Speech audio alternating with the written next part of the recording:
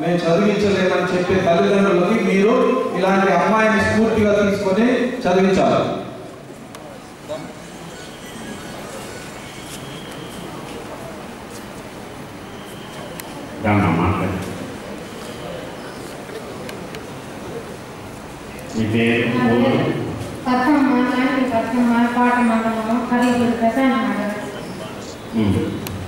మా పాప ఏంటంటే నేను ఫస్ట్ ఏమంటే 4వ తరగతిలో సిద్ధవారం చేర్పిస్తాను. తర్వాత వచ్చానంటే గూడూరులో చేర్పించిన తర్వాత మా అమ్మాయి చేర్పించాను. ఇప్పుడు 10th అయిపోయేది అక్కడే ఇంకా ఎంతమంది సంతానం? ఇప్పుడే సార్ ఈ పాప మొదటి పాప. తర్వాత ఒక పాప ఇంటి దగ్గరే ఉంటారు. నేను అట్లా ఒక దాన్ని మా ఇంట్లో ఇంటి పనికా ఇంట్లోనే ఎంత పెట్టావు? ఇద్దరు అమ్మాయికి ఒక అమ్మాయి చదివించారు. పెద్ద పాప ఏంటంటే నువ్విద్దరు పెట్టలేవు కాబట్టి నువ్వు మన చెల్లెలు చదివించుకున్నావు. పెద్ద పాప ఇంటి దగ్గర ఉండిపోయి చిన్న పాప చదివిస్తున్నావా? పెద్ద పాప ఇప్పుడు ఏం చదవదా? 5 చదివి మానేసింది. తల్లి ఇద్దరిని చదివించలేదు కాబట్టి పెద్దమ్మాయి త్యాగం చేసి నేను ఇంట్లోనే ఉంటాను, నీకు తోడుగా ఉంటాను, చెల్లిని చదివించు అంటే చెల్లి చదువుతాం. అది 7 సంవత్సరాలు మేము ముందుకు వచ్చి ఆయన వచ్చి మమ్మల్ని తీసుకొని వెళ్ళిపోయి నేను పెట్టుకుంటాం మీకు సహాయం. మేము ఎందుకు చదివించలేకపోయేవారు చెప్పు, న్యాయం ఉందా? లేదు సార్. అందుకంటే మేము కూడా కూలీ చేసుకుని గ్రామాలకి సాధ్యం పెట్టుకోలేక 7 సంవత్సరం మమ్మల్ని దగ్గర తీసుకొని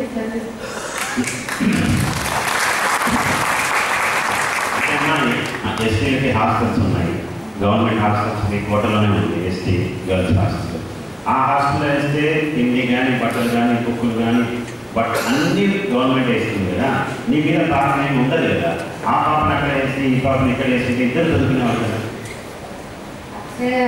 పెద్ద పాప చెప్పిన మాట పెద్ద పాప చిన్న పాప కదా, నీకంటే చిన్నది కదా. చిన్న వాళ్ళ మాట ఎట్లా ఏంటమ్మా? లేదమ్మా నువ్వు చదువుకో, నేను కష్టపడతాను, నువ్వు చదువుకుంటే నీ జీవితం బాగుపడుతుంది, నీ జీవితం నాలాగా కాకూడదు, మీరందరూ కూడా బాగా చదువుకోవాలి అని తనని హాస్టల్ వేసింటే ఆటోమేటిక్గా ఆ పాప కూడా ఇంటర్ అయిపోయింది. అదే నేను ఆ అమ్మాయికి ఇద్దరు అమ్మాయిలని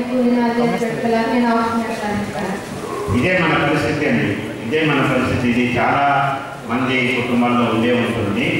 అయినప్పటికీ కూడా నేను చెప్పేది ఏమంటే ఎట్టి పరిస్థితుల్లో కూడా పిల్లల్ని చదివించకుండా మాన్పించకూడదు. అది చేస్తున్నాము అంటే ఒక జీవితాన్ని మొక్కలోనే మనము తుంచేస్తున్నట్టు లెక్క. ఆ అమ్మాయి కానీ ఆ అబ్బాయి కానీ భవిష్యత్తుని మనం అప్పుడే తుంచేసి ఆ వయసులోనే 10 సంవత్సరాల వయసులో తుంచేసి కాలుతో నొక్కేసినట్టు లెక్క నా ఊరైతే.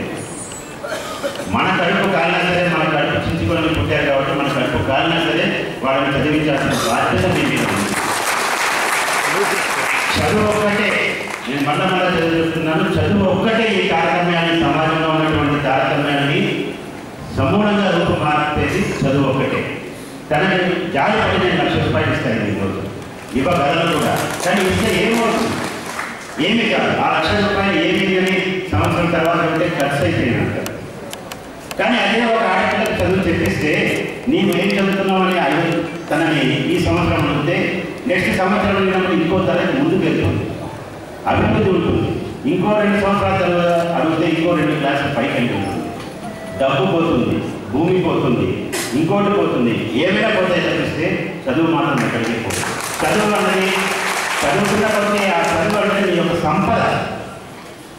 చదువు సంవత్సరానికి నీ బ్యాంకులో అకౌంట్లో డబ్బు పెరుగుతూ ఉన్నట్టు నీ మైండ్లో ఆ సంపదని నువ్వు పెంచుకోవాలి. ఏ తల్లిదండ్రులు కూడా కష్టం ఉండొచ్చు మనకి, కాదని నేను అంటలేదు, కష్టం ఉండొచ్చు మనకు. అయినప్పటికీ కూడా మనం వాళ్ళని స్కూల్కి పంపాల్సిందే. స్కూల్లో ఇప్పుడు మనకు చట్టంగా వచ్చింది, 5 సంవత్సరాలు నిన్న ప్రతి బిడ్డ కూడా స్కూల్లో ఉండాలి. వాళ్ళు ఉండవలసినటువంటి స్థలం స్కూల్, ఇల్లు కాదు, వేరే ఆశ్రమం దగ్గర పనికి కాదు, వేరే తోటలో కూలికి కాదు. వాళ్ళు ఉండాల్సిన స్థలం బడి. ఆ బడిలో రావడానికి నీకు ఏమేమి కావాలో అన్నీ కూడా ప్రభుత్వం చేస్తుంది. ఏదైనా సరే ప్రభుత్వమే చేస్తుంది. నువ్వు ఖాళీ బడికి పంపించాలంటే బడికి వెళ్ళిన తర్వాత బట్టలు ఇస్తారు, బడికి వెళ్ళిన తర్వాత బుక్కులు ఇస్తారు, బడికి వెళ్ళిన తర్వాత మధ్యాహ్నం భోజనం పెడతారు, బడికి వెళ్ళిన తర్వాత టీచర్లు పాఠాలు చెప్తారు. ఏమి కావాలన్నా సరే నీకు చేసేది ప్రభుత్వం. ఫ్రీ ఎడ్యుకేషన్ 1వ తరగతి నుంచి 10వ తరగతి వరకు ఆ విధంగా ఉంటుంది. ఒకవేళ స్కూల్ మనకు దగ్గర లేకపోతే నియర్ బై హాస్టల్లో చేర్పించవచ్చు. ఎస్టీ గర్ల్స్ హాస్టల్స్ ఉన్నాయి, ఎస్సీ గర్ల్స్ హాస్టల్స్ ఉన్నాయి, బాయ్స్ హాస్టల్స్ ఉన్నాయి, ఇంకా రకరకాల హాస్టల్స్ ఉన్నాయి. ఆశ్రమ పాఠశాలలు ఉన్నాయి, గురుకుల పాఠశాలలు ఉన్నాయి, ఇంటిగ్రేటెడ్ హాస్టల్స్ ఉన్నాయి, అన్నీ ఉన్నాయి. వాటిలో చేర్పించాలి. మన ఇంటి దగ్గర కంటే అక్కడ ఇంకా వసతులు బాగానే ఉంటున్నాయి. ఇంకా ఇప్పుడు ఎస్సీ ఎస్టీ ఇందిరమ్మ కళలు వచ్చిన తర్వాత ఇంకా ఎక్కువ వసతులు చేయడానికి ప్రభుత్వం ఇంకా ఎంతో డబ్బు ఖర్చు పెట్టాలి. ఆ విధంగా ఉన్నప్పుడు మనకేంటి, మనం చదువుకోలేదు, మన వాడు చదువుకోకుండా ఎప్పుడు ఉండకూడదు. వాడు చదువుకోవాలి. ఏ తల్లిదండ్రులు కూడా నాకంటే తక్కువ స్థాయిలో నా పిల్లలు ఉండాలని నా ఊళ్ళో ఈ ప్రపంచంలో ఎవరు కూడా కోరుకోరు. మనకంటే ఒక ఎత్తుగానే ఉండాలని కోరుకుంటాను తప్పిస్తే మన పిల్లలు తక్కువ స్థాయిలో ఉండాలని ఎవరు